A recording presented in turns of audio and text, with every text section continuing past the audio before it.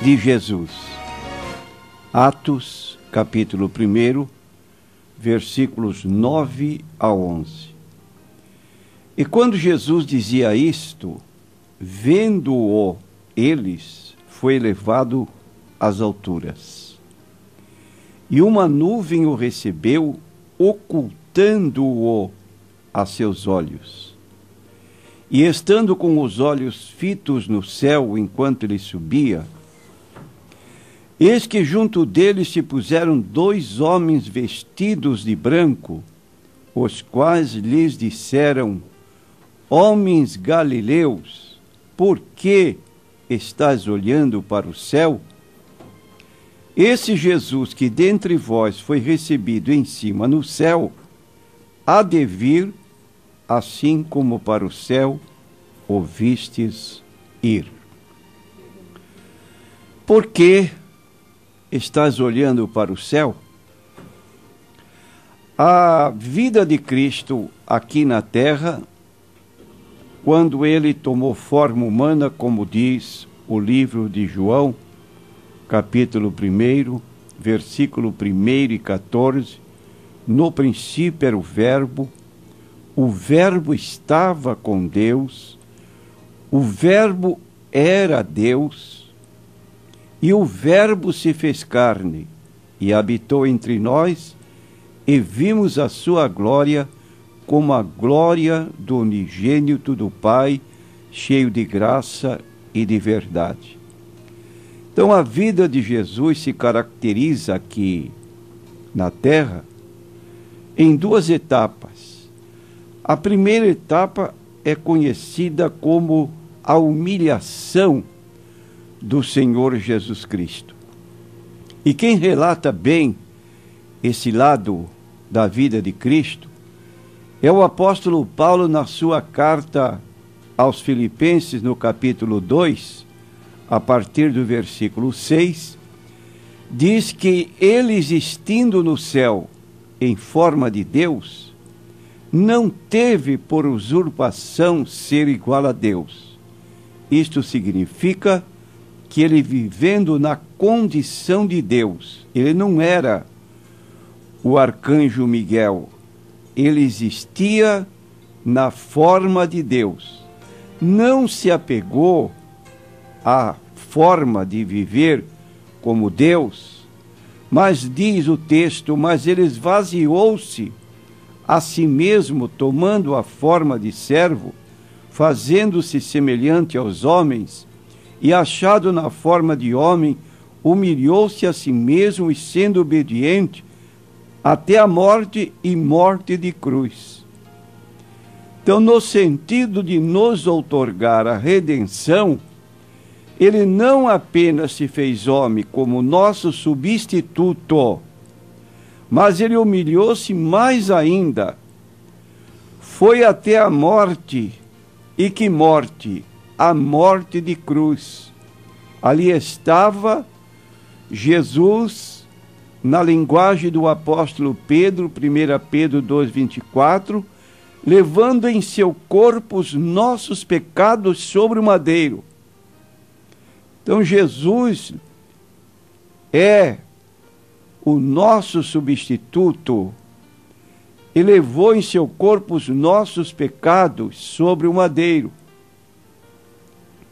Mas ele não ficou retido no túmulo, ele passou para o outro lado, que nós chamamos exaltação, glorificação do Senhor Jesus Cristo.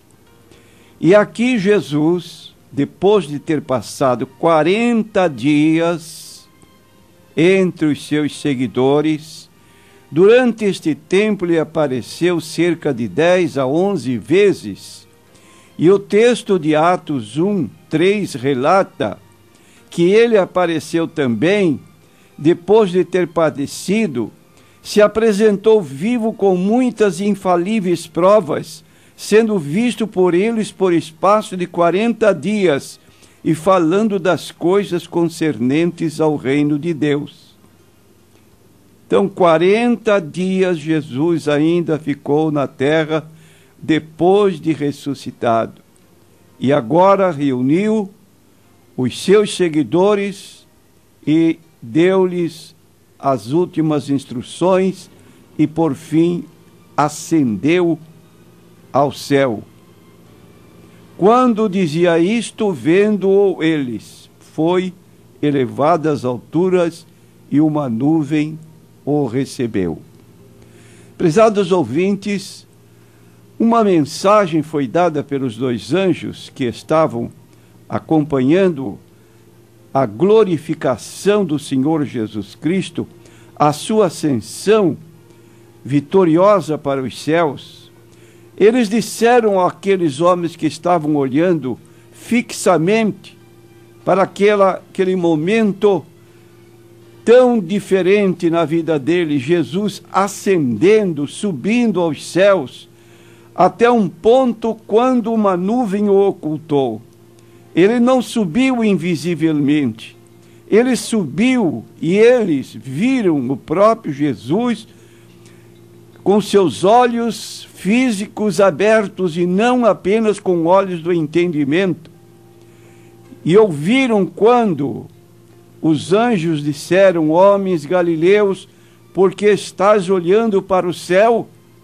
Esse Jesus que dentre vós foi recebido em cima no céu, há de vir, assim como para o céu o vistes ir. Esta palavra, ele há de vir, nos deve levar a uma consideração se ele deve vir e nós não sabemos o dia nem a hora. Por que então vivemos assim hoje, tão indiferentes, como disse Jesus em Mateus 24, versículo 12, por se multiplicar a iniquidade e o amor de muitos esfriará. E assim encontramos nos dias atuais uma mornidão, uma letargia, e muitos cristãos se afundam na mornidão, na indiferença e não estão precavidos para o retorno, para a volta do Senhor Jesus Cristo. Na carta que ele mandou aos Laodicenses, no livro do Apocalipse, Jesus reclama desta igreja: eu sei as tuas obras, que tu não és frio nem quente, tomara que fosses frio ou quente, assim porque és morno, vomitar-te-ei da minha boca. Então eu faço uma pergunta para você, meu ouvinte, não no sentido que fizeram os anjos, porque estás olhando para o céu, mas num sentido negativo. Por que você não está olhando para os céus? Perdeu de vista a promessa da vinda do Senhor Jesus Cristo? Ele deu aviso solene sobre a sua segunda vinda e recomendou que tivéssemos cautela. Você abre o livro de Mateus, no capítulo 24, vai notar que Jesus fala dos dias anteriores ao dilúvio e que os dias próximos ao seu retorno, à sua vinda, seriam dias parecidos. Comiam, bebiam, casavam, davam-se em casamento, até que Noé entrou na arca, eles não perceberam. Jesus, no capítulo 17 de Lucas, ele chama a nossa atenção para os dias de Ló, para a mulher de Ló. E ele diz simplesmente: lembrai-vos da mulher de Ló. O que significa isso? Que a mulher de Ló pereceu porque tinha o seu coração dentro da cidade de Sodoma. Ela não podia admitir que retirar-se, deixar toda a beleza da sua casa, suas ocupações, mas a ordem foi muito clara: não olhem para trás. e ela foi subvertida e transformada numa estátua de sal. O apóstolo Paulo, na sua carta aos Colossenses, no capítulo 3, versículos 1 e 2, ele escreve o seguinte: se já ressuscitastes com Cristo, buscai as coisas que são de cima, onde Cristo está sentado à destra de Deus. Pensai nas coisas que são de cima e não nas que são da terra. Prezado ouvinte, você tem buscado as coisas que são de cima ou está tão envolvido com as coisas terrenas que você não tem tempo, muito menos de pensar, quanto mais buscar? Então repito a pergunta: por que não estais olhando para o céu? A vinda do Senhor Jesus Cristo é certa. É incerta o dia e a hora. E a palavra de Deus nos faz sentir que essa vinda será tão repentina e sem aviso que muitos que estiverem com sua mente voltada para as coisas da terra nem perceberão o que terá ocorrido. Quando virem a situação real, Jesus já subiu. Então é preciso que hoje nos lembremos e que aquela confiança que temos na segunda vinda de Cristo não se perca e nós vivamos assim, só olhando para as coisas terrenas e não olhando e nem vivendo na expectativa da volta do Senhor Jesus Cristo. E o que se dará na vinda do Senhor Jesus Cristo? O apóstolo Paulo declara na sua carta aos Tessalonicenses, primeira carta, versículos 14 a 17, ele diz o seguinte: porque se cremos que Jesus morreu e ressuscitou, assim também aos que em Jesus dormem, Deus os tornará a trazer com ele. Dizemos-vos, pois, isto pela palavra do Senhor, que nós, os que ficarmos vivos para a vinda do Senhor, não precederemos os que dormem, porque o mesmo Senhor descerá do céu com alarido, com voz de arcanjo, com trombeta de Deus, e os que morreram em Cristo ressuscitarão primeiro. Depois nós, os que ficarmos vivos, seremos arrebatados juntamente com eles nas nuvens, a encontrar o Senhor nos ares, e assim estaremos sempre com o Senhor. O versículo 14 é muito importante. Se cremos que Jesus morreu e ressuscitou. Se eu levantasse a pergunta aqui, você creu? Você crê que Jesus morreu e ressuscitou? Eu acho que haveria unanimidade na resposta. Sim, ele morreu e ressuscitou e ascendeu aos céus, como acabamos de ler em Atos 1, 9 a 11. Conclui o apóstolo Paulo na parte final do versículo: assim também, aos que em Jesus dormem, Deus os tornará a trazer com ele. Vou repetir a leitura. Assim também, aos que em Jesus dormem, Deus os tornará a trazer com ele. Talvez esta parte seja difícil de entender, mas aqui Paulo está falando de pessoas cristãs que já morreram, cujos corpos estão dormindo na sepultura.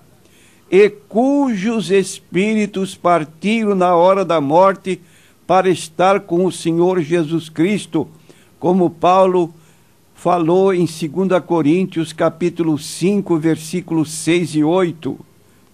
Enquanto estamos no corpo, vivemos ausentes do Senhor, mas desejamos antes deixar este corpo para estar com o Senhor.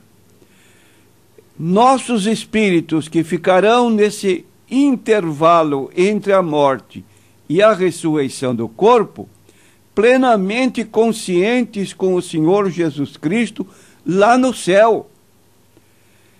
E a certeza era tanta que Paulo escreveu no capítulo 1 da sua carta aos Filipenses, versículo 21 a 23, porque para mim o viver é Cristo e o morrer é ganho. Imagine, meu prezado ouvinte, Paulo vivia numa intimidade espiritual com o Senhor Jesus Cristo, a ponto de dizer: eu não vivo mais, mas Cristo vive em mim. A vida que agora vivo na carne, vivo-a na fé do Filho de Deus, que me amou e se entregou a si mesmo por mim. Gálatas 2, 20 a 21.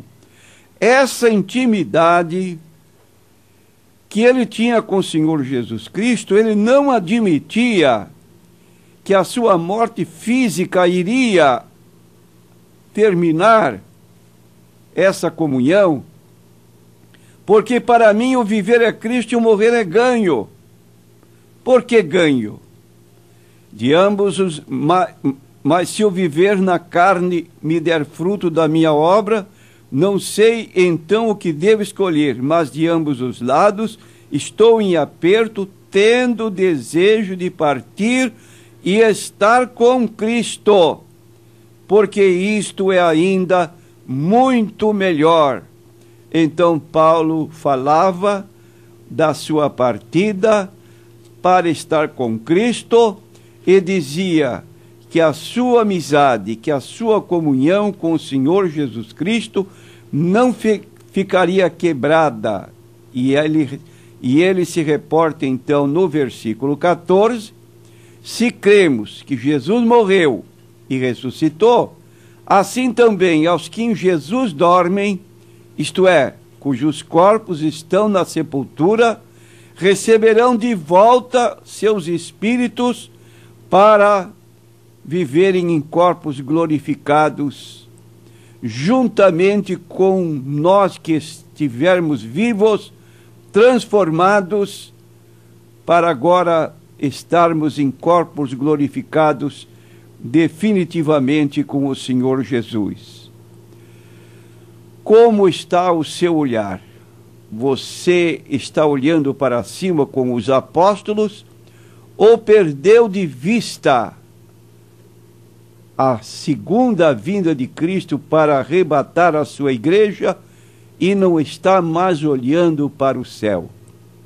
Que nesta oportunidade você possa estar presente, servindo a Deus e sempre, como disse Paulo, buscando as coisas que são de cima, pensando nas coisas que são de cima.